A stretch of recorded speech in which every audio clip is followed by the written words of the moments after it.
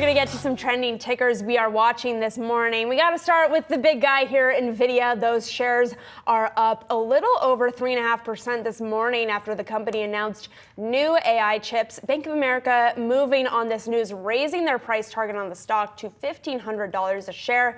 That is up from $1,320, and this is now the highest call on the street. Now, Seana, not only getting news from Nvidia this morning, AMD also announcing a new chip at this tech conference this week. And AMD is kind of the closest thing Nvidia has to a competitor, but I just pulled this stat that shows how far ahead Nvidia is from AMD. They grew sales by $100 billion in AI chips in the past year.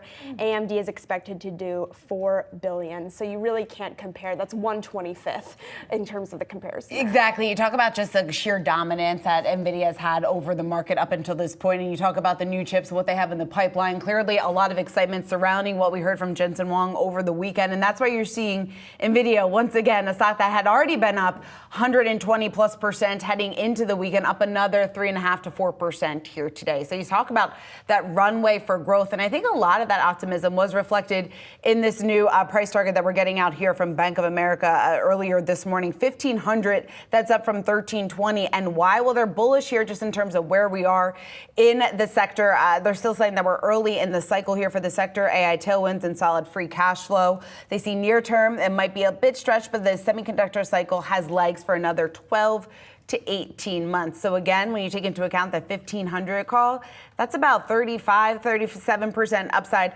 from where we are today. So still many analysts on the street remaining extremely bullish on this name. You can see investors clearly getting excited by some of the announcements that were made over the weekend. And still, it just really shows that we are maybe, in fact, in the very, very early innings of the AI adoption cycle and the AI investment cycle when it even comes to some of those CapEx trends as well.